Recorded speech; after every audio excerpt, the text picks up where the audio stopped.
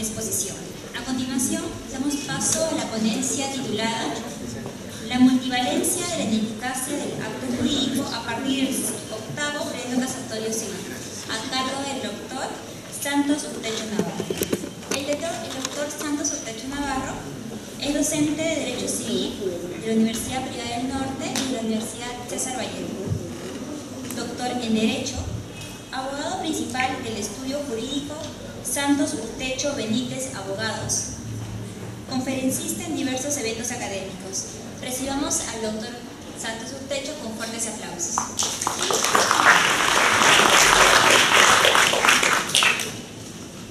Buenos días, muchas gracias por esa bienvenida.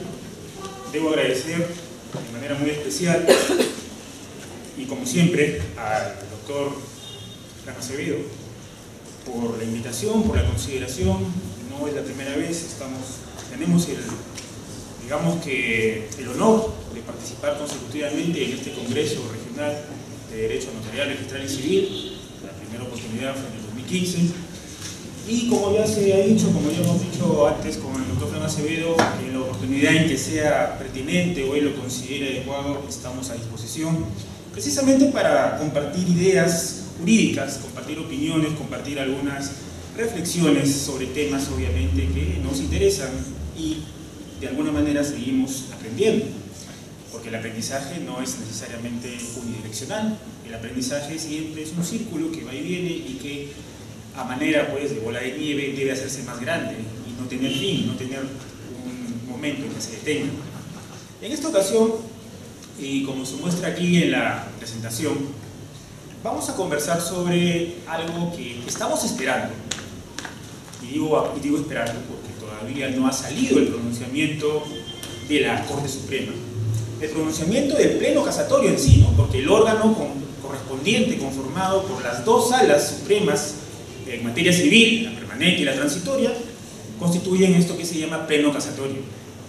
Y que ya vamos en el número 8, desde que esto empezó, a partir de la regulación del Código Procesal Civil en el año 93, en el cual antes de la modificatoria del artículo 400 de este código solamente había 2 pronunciamientos al respecto y luego ya ha habido una suerte de mayor aplicación, porque el artículo 400 del Código Procesal Civil establece que ahora sí, en el Pleno Casatorio Civil solo se reúnen los jueces supremos civiles.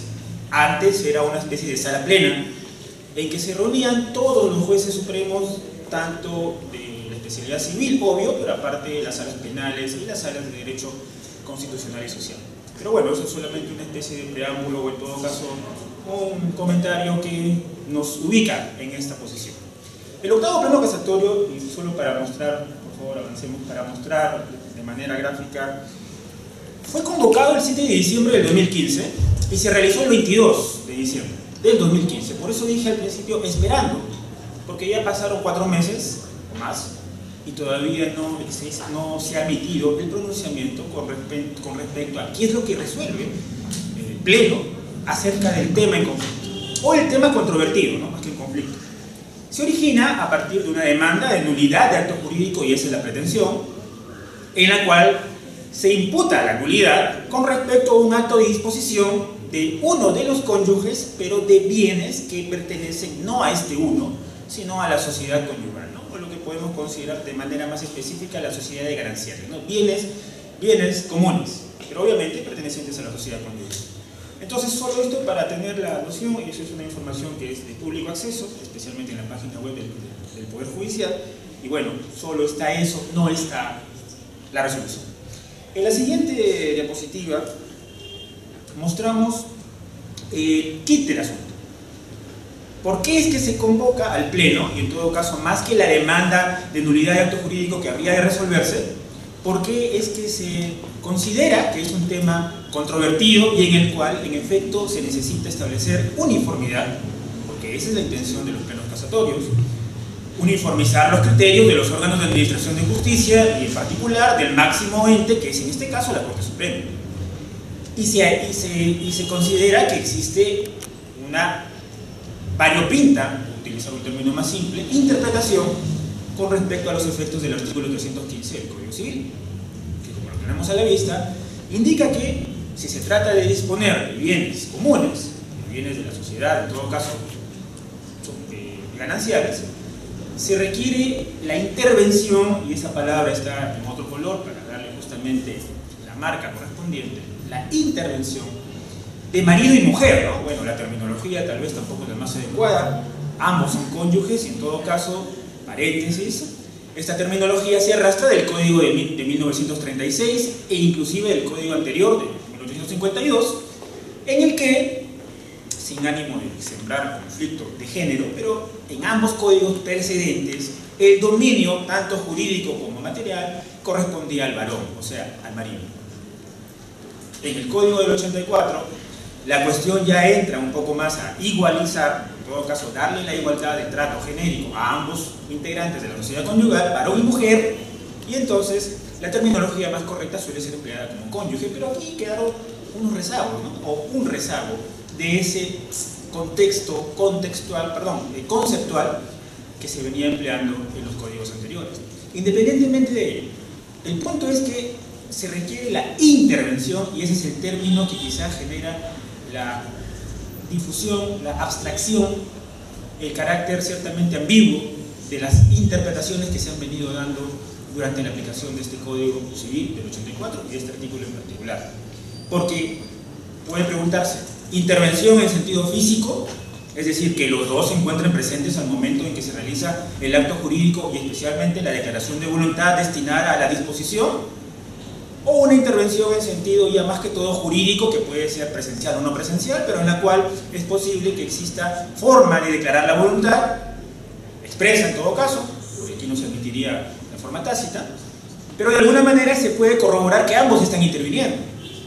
O como dice la parte final del primer párrafo, si no pueden estar ambos cónyuges, es posible que se otorgue poder de representación.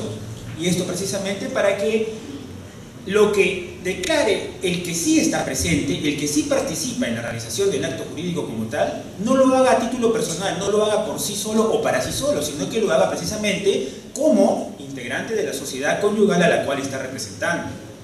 Y esa es la idea con la sociedad conyugal. Este 315, pasa por favor, encuentra respaldo adicional en el 292.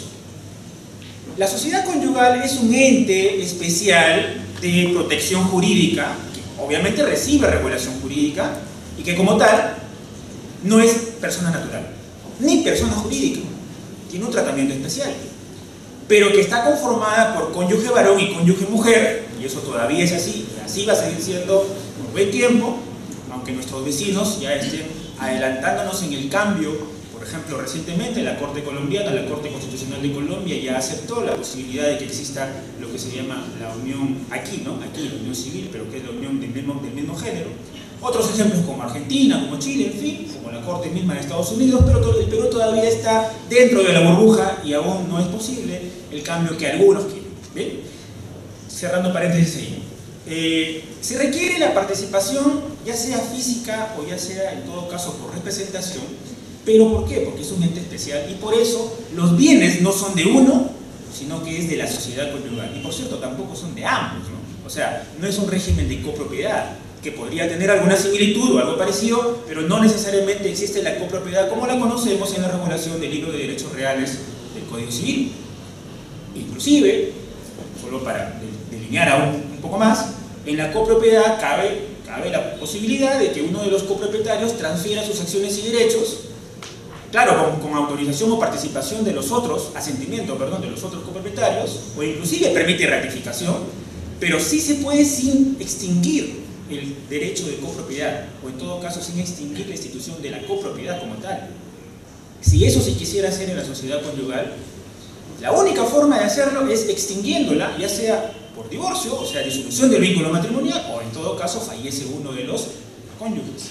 Y solo en ese momento se puede dar la liquidación, es decir, solo en ese momento se puede dar la distribución de aquella parte que le corresponde al cónyuge que quedó todavía supérsite si hubiera sido muerte del otro, o ahora a cada uno de los ya divorciados, ¿no? Ya separados. Fuera de ello, no existe la posibilidad de dar una aplicación al régimen de sociedades gananciales como si fuera copropiedad in estricto. Por eso es que se requiere, conforme al 1315 y a este artículo 292, se requiere que necesariamente exista el otorgamiento de representación. Y en realidad el cónyuge está representando al otro cónyuge y con ello ya están los dos presentes de manera jurídica, y por eso es que se conforma o confirma lo que exige el texto legal. Se requiere la intervención de ambos cónyuges. Ese es el punto que en todo caso fluctúa a efectos de la variopinta, como decíamos, interpretación que ha venido tratándose sobre este tema. Desde el año 1985, 86 y por ahí, y hasta el año anterior, 2014 o 2015, anterior al inicio de este pleno casatorio, han habido numerosas resoluciones de la Corte Suprema que no necesariamente hubo, por eso el pleno, no necesariamente se encontraban uniformes, pero más bien, digamos, había una suerte de evolución, una suerte de adecuación conceptual a partir de la doctrina, porque el Código Civil ya no era suficiente en su texto normativo, y esa adecuación daba, o digo, como consecuencia que existan varios pronunciamientos de la misma Corte Suprema, pero obviamente no estamos hablando del mismo órgano, pero no de los sujetos pensantes que emiten las resoluciones, no de quienes resuelven, porque esto va cambiando continuamente. Entonces, pese a que un último pronunciamiento de la Corte Suprema se pronunciaba por la categoría con la cual finalmente se quiere hacer prevalecer, que es la categoría de la legitimidad o legitimación, y sobre lo cual vamos a volver luego, existió en el camino esto que vemos a continuación. Un pleno jurisdiccional, no casatorio, pleno jurisdiccional, no de la Corte Suprema, sino de las salas superiores a nivel nacional, realizado en Arequipa en octubre del año 2015, o sea, 2 meses antes de la realización del pleno casatorio en la Corte Suprema, y entre otros temas, el segundo, que ahí está coloreado con amarillo, con verde y luego con rojo, el segundo era precisamente para establecer qué es lo que debe resolverse o de qué manera resolverse cuando se está frente a la pretensión que invoca la nulidad del acto jurídico en el caso en que se disponga de los bienes sociales por uno solo de los cónyuges y no por ambos, como indica el 1315 del Código Civil. Obviamente aquí está muy pequeño, ¿no? Esto también es traído de la información pública que tiene el Poder Judicial a través de su sistema web, pero en el siguiente cuadro intentamos ampliar, avanza por favor, la conclusión, el resumen de la conclusión a la que arriba este pleno jurisdiccional, insisto, jurisdiccional, no de la Corte Suprema, sino de los jueces superiores de la República, ¿no? De las Cortes Superiores a nivel nacional. Paréntesis, por cierto, los plenos jurisdiccionales no tienen cobertura legal, no están regulados de manera específica como para que tengan carácter vinculante. No digo que son ilegales, simplemente que no existe un texto normativo como por ejemplo el artículo 400 del Código Procesal Civil, en el que a los plenos casatorios y a lo que se resuelve en ellos, no solo para uniformizar y no solo para establecer algo consensual, ¿no?, se le da categoría de precedente judicial, vinculante, para todos los órganos de administración de justicia.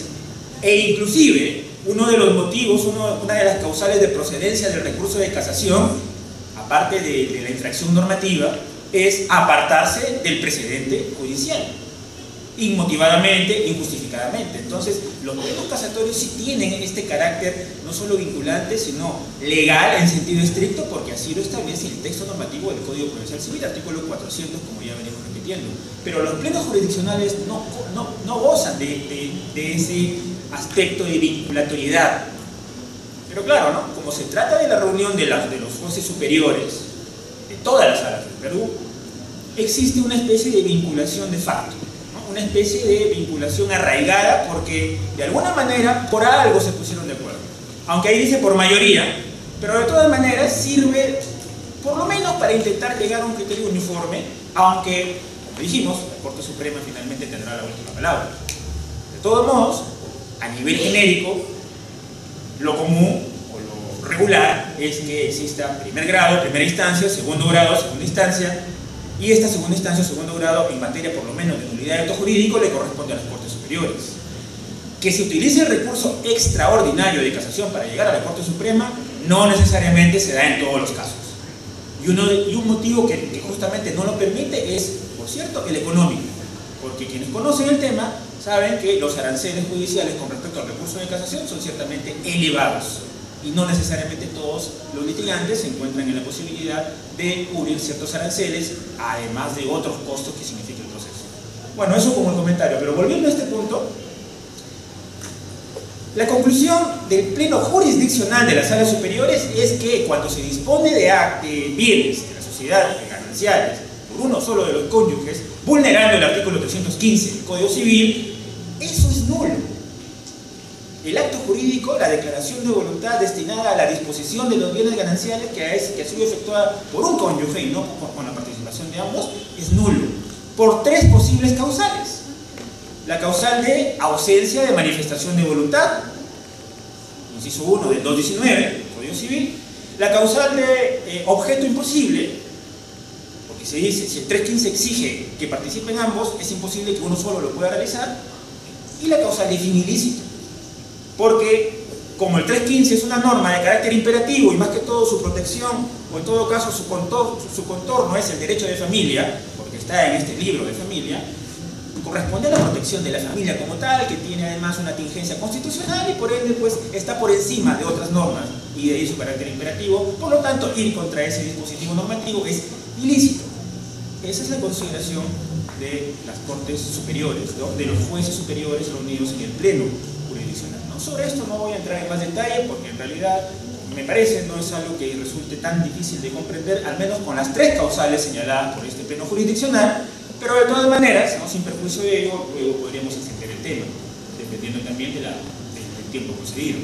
Entonces, este pleno jurisdiccional, avanza por favor, este pleno jurisdiccional es contrario a esta última de la Corte Suprema, mediante recurso de casación, o sea, mediante sentencia casatoria, del año 2013, como se indica ahí, es decir, 2 años antes de la realización de este pleno jurisdiccional, en el cual, como comentábamos minutos atrás, ya se había ido delineando el criterio de que necesariamente no estamos frente a una causal de nulidad o a una situación de nulidad del acto jurídico, o sea, una ineficacia absoluta. Se había ido delineando el criterio, como dice aquí esta sumilla de esta casación, insisto, casación, no es el pleno casatorio, no es el octavo, es una casación previa al pleno casatorio que está pendiente de ser resuelto y previa al pleno casatorio jurisdiccional que hemos mencionado, se realizó en Arequipa en 2015. Ya se había establecido eso. No obstante, claro, una de las salas, no es uniformidad, pero al establecerse que se trata de un factor de legitimidad, que se trata de un aspecto que no necesariamente pertenece al carácter sustancial del acto jurídico, que no debe ser declaración de voluntad, que no debe ser objeto imposible, que no debe ser fin ilícito, sino que más bien se trata de un aspecto que puede ser suplido, que puede ser inclusive confirmado, ratificado, mejor dicho, porque si al otro cónyuge, al que no intervino en la realización del acto jurídico, le conviene los efectos de aquel acto jurídico, no le perjudica, simplemente es cuestión de ratificarlo y con ello la efectividad o la validez plena tendría que estar a salvo, no tendría que afectarse. La nulidad, por cierto, es un remedio en el acto jurídico que determina que los efectos desaparecen por completo. Y nosotros conocemos, o por lo menos nos han dicho en las universidades, en el pregrado especialmente, que el acto jurídico nulo nace muerto. Por cierto, con ello discrepo particularmente, al igual que lo hace Juan Espinosa, porque realmente no es un acto muerto, ¿no? Muerto implica que sencillamente haya inercia y que por ende ni siquiera repercuta en el escenario jurídico. Y en realidad, paréntesis aquí otra vez, y en realidad recordemos que existe el artículo 2001 del Código Civil, en el cual se establecen situaciones de prescripción de la acción. Y el inciso 1 de este artículo 2001 señala que cuando se trata de la pretensión de nulidad del acto jurídico, el término prescriptorio es de 10 años. Y si pasaron 10 años y el supuesto afectado con el acto jurídico nulo, supuestamente muerto, no ha demandado que se declare su nulidad, cuando quiera hacerlo después de esos 10 años, lo más lógico es que la parte demandada proponga una excepción de prescripción extintiva y el juez, verificando que se ha cumplido el plazo o el decurso prescriptorio, sencillamente no tendrá de otra que declarar en efecto la prescripción proceso, mejor dicho, de la acción y la conclusión del proceso. Entonces no nace muerto, porque ese acto jurídico nulo, afectado con vicios severos de nulidad, cualquiera de las causales del 219, nunca dejó de surtir efectos, porque sencillamente no obtuvo aquello que se necesita aquí sine qua non, que es el caso de la declaración judicial, y por cierto firme, ¿no? Por eso que cierta discrepancia con aquella afirmación del acto jurídico nulo nace muerto, sin perjuicio de que en algunos casos sí, ¿no? Por una cuestión de obviedad, por una cuestión muy lógica en que no es posible su realización, sencillamente ni siquiera exista, aunque hay una declaración de voluntad. Pero sobre eso en este momento no voy a abordar, insisto, por cuestiones de tiempo. Vuelvo a este tema en el sentido de que ya existía ese último pronunciamiento de la Corte Suprema, no a nivel de pleno casatorio, pero sí como, por lo menos, ¿no? Como un precedente a observar. Sin embargo, las Cortes Superiores dijeron lo contrario, retrocedieron en realidad. Porque si nos fijamos aquí arriba dice caso 8, y en realidad este es el 8 de un recuento de casos que habíamos hecho previamente, en el cual se mostraba la evolución del criterio que tenía la Corte Suprema con respecto justo a esta categoría del artículo 315, y que por cierto empezó con ello, empezó con el criterio de que es nulo el acto jurídico que transgrede el artículo 315. Luego llegamos a este punto en el cual la nulidad se deja por completo de lado y se utiliza más bien otra categoría de ineficacia, que es una suerte de ineficacia específica o ineficacia puntual o ineficacia por ilegitimidad, que es un término, como dijimos, que vamos a regresar a él luego. Avanzando entonces, por favor, solo para confirmar un poco más, esa resolución casatoria encuentra sustento, por ejemplo, en lo que señala el artículo 161 del Código Civil, que no se refiere únicamente al caso de los cónyuges, ni tampoco a los que tengan que ver únicamente con disposición de bienes sociales, sino a cualquier acto jurídico que se realice mediante representación. Aquella figura del falsus procurator, ¿no? Aquella figura en la cual la representación, mejor dicho, el acto jurídico se realiza con representación aparentemente, pero en realidad las facultades son insuficientes o inclusive son inexistentes. El que actúa como representante piensa o considera o supone que tiene facultades, pero realmente no las tiene, o aún teniéndolas, no alcanza para llegar a los efectos válidos de la declaración de voluntad. Particularmente en los actos de disposición de bienes se necesita una forma ad solemnitatem inclusive, para que puedan surtir efectos válidos estas declaraciones de disposición de bienes. Se requiere escritura pública. Y si no consta el poder por escritura pública, entonces podrás llamarte apoderado, pero lo que ejercites no surtirá efectos porque existe un defecto de forma, y en este caso ad solemnitatem, es decir, es nulo de pleno derecho. Entonces se permite en esta situación, que exista la categoría de la ineficacia, no de la nulidad, como ya se venía diciendo, sino de la ineficacia. Y entonces la declaración del 161 es aquella categoría conceptual que en la doctrina se la considera como ineficacia específica, o que en el último pleno casatorio uno de los amicus curiae, Enrique Barsi, estableció como ineficacia en suspenso, ineficacia suspensiva, o eficacia, o suspenso de la eficacia. ¿Por qué? Porque en realidad podría darse una situación en la cual desaparezcan los efectos del acto jurídico, o podría darse la situación en la cual se confirmen los mismos, porque se ratificaron a partir del que el representado dio su visto bueno con respecto a los actos que realizó el representante.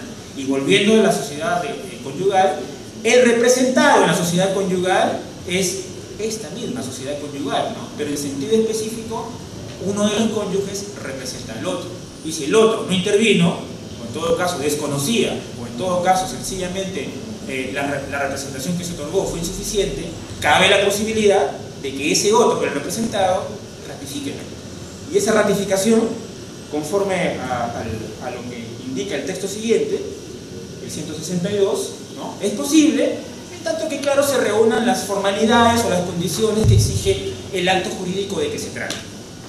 Si hablamos de disposición, hablaremos de compra-venta, o podríamos hablar de donación, o podríamos hablar de permuta, inclusive de acción en pago.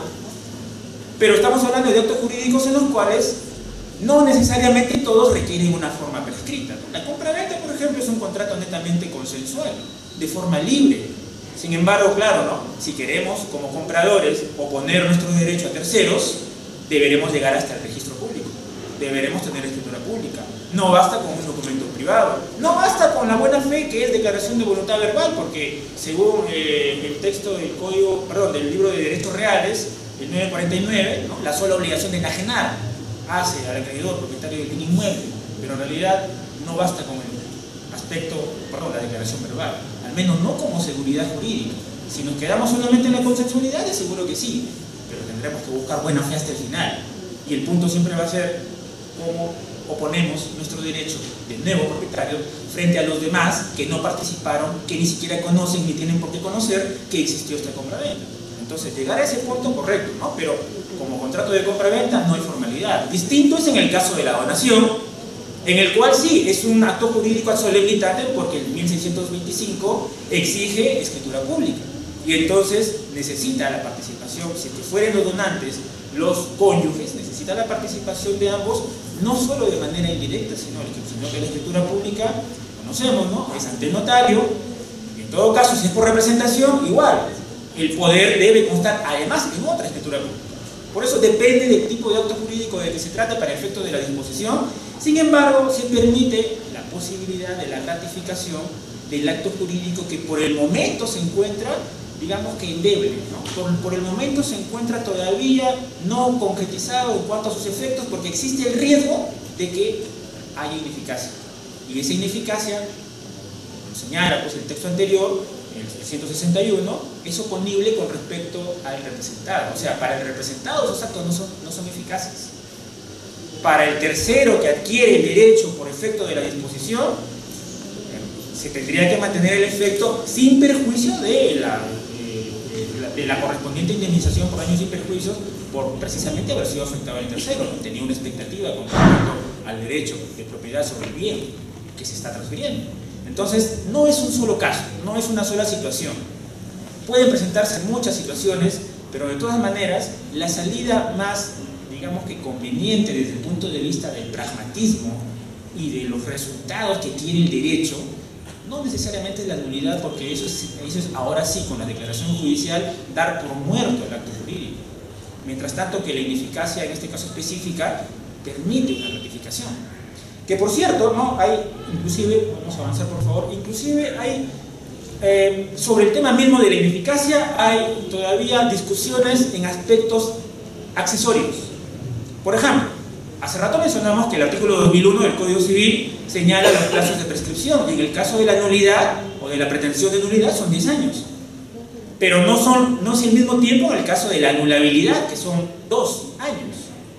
Sin embargo, en el mismo texto del 2001 encontramos otras figuras, otros actos jurídicos, otras declaraciones, otros hechos inclusive jurídicos como los daños y perjuicios por responsabilidad extracontractual, pero no encontramos que se mencione la ineficacia prescribe a tal tiempo. Y la ineficacia, como ya hemos visto, se encuentra presente en algunos textos normativos del Código Civil con ese nombre específico. No con el nombre que solemos encontrar en la doctrina y que más o menos intenta graficar este diagrama, ¿no? De que existe una llamada ineficacia estructural, una ineficacia funcional, y dentro de la ineficacia estructural básicamente siempre hemos encontrado la nulidad como la conocemos, para nuestro caso 219 del Código Civil, y dentro de la anulabilidad 221 del Código Civil, ¿no? Las causales. Entonces, básicamente es eso la ineficacia estructural que hemos conocido, cuando se afecta, mejor dicho, cuando los elementos esenciales del acto jurídico, desde el sujeto, el objeto, el fin, la causa, o inclusive la forma, cuando así se requiere, al solemnitate, no están presentes. Y al no estar presentes, el 219 establece la sanción de nulidad. La anulabilidad, en cambio, es cuando sí están presentes estos elementos esenciales, pero existen defectos en ellos. Existen situaciones que posiblemente puedan subsanarse. Existen situaciones que se puedan corregir o remediar. Pero mientras que ello no ocurra, existe sobre ellos o pesa sobre ellos la situación de anulabilidad. Solo que en este caso, como ya se mencionó, el plazo de prescripción es 2 años. En cambio, la nulidad es un periodo mucho más largo, precisamente porque los efectos de una declaración de nulidad repercuten mucho más, afectan erga omnes. En el caso de la anulabilidad, que también se la conoce en la doctrina como nulidad relativa, por cierto, y de ahí la categoría de relativa, ¿no? Su afectación no se extiende a todos, necesariamente, sino que la legitimidad le corresponde a aquellos sujetos que han intervenido en la realización del acto. Tal vez eso sea una justificación de por qué la diferencia de plazos. Pero lo que vamos es que en realidad no existe un plazo prescriptorio para la categoría llamada ineficacia. Y por eso es que, y por eso es que cuando se trata de que la Corte debe resolver qué hacemos en este caso, qué hacemos en el 315, en realidad no encuentra hasta ahora uniformidad. No encuentra hasta ahora la salida que permita tener a todos o contentos o tranquilos o por lo menos conformes, porque de alguna manera tendrán que entender que esa es la categoría aplicable. Entonces la ineficacia, desde ese punto de vista, no solamente puede quedarse en estructural o en funcional, como se viene diciendo, funcional básicamente por aspectos sobrevinientes, como la resolución del contrato, o externalidades, aspectos que ocurren desde fuera, que no han afectado la sustancia del acto jurídico, que no han afectado los elementos esenciales, pero que ya no van a permitir que el mismo siga surtiendo efectos, porque, por ejemplo, ¿no?, en las modalidades del acto jurídico, la condición resolutoria, el plazo resolutorio, permiten que el acto jurídico haya surtido efectos por un tiempo, pero luego de eso sencillamente ya no lo producirá. Eso es una ineficacia que viene de aspectos externos. O en la resolución, como dijimos, porque ocurre algo que determina que el contrato ya no pueda seguir cumpliéndose. Alguno de los contratantes tendrá la responsabilidad en ello, o de repente ninguno, porque podría ser imposibilidad, pero de todas maneras los efectos ya no se pueden dar. Y eso no afecta a los elementos esenciales. Pero otra categoría del tema de la ineficacia es la que vemos de repente en el tercer círculo del lado derecho, para ustedes, y que en todo caso la denominaríamos conceptual. Ineficacia conceptual en el sentido de que podría ser la llamada inexistencia o podría ser la llamada nulidad virtual. Y empezando por la última. La nulidad virtual es una categoría que el Código Civil no le llama así, pero se la llama en la doctrina con ese nombre y que se encuentra en el artículo 5 del título preliminar del Código Civil, ¿no? Es nulo el acto jurídico contrario a las leyes que interesan al orden público y a las buenas costumbres. Que es una categoría que se le llama virtual porque se dice no necesita de declaración judicial, lo que decía minutos atrás con respecto a que no siempre se va a necesitar eso, pero es un poco más complicado o más complejo establecer solo interpartes o solo entre sujetos cómo es que va a hacer la declaración de nulidad o cómo es que se entiende la nulidad. Entonces la categoría conceptual determina eso, ¿no?, que virtualmente no debe surtir efectos, pero de algún modo habrá que establecer cómo es que hacemos para sus defectos. La categoría de la inexistencia, en cambio, es remitirse básicamente a la primera parte del artículo 140 del Código Civil, porque en ese texto se encuentra la definición legal del acto jurídico. Es decir, el acto jurídico es manifestación de voluntad, ¿no?, destinada, bueno, con todo lo demás que conocemos, pero es manifestación de voluntad. Y cuando la definición legal señala es manifestación de voluntad, ayudémonos del inciso 1 del 219 en el que se indica es nulo el acto jurídico en el cual no hay manifestación de voluntad. Y algo lógicamente incomprensible, porque ¿cómo es que si no hay manifestación de voluntad entonces hay acto jurídico? Si el 140 exige que para que haya acto jurídico debe haber manifestación de voluntad, entonces doctrina indica no existe el acto jurídico, al menos no en sentido netamente jurídico. Existirá físicamente, existirá fácticamente, pero no se le puede dar la connotación de acto jurídico, al menos para nuestro caso peruano, porque el 140 señala que el acto jurídico es manifestación de voluntad.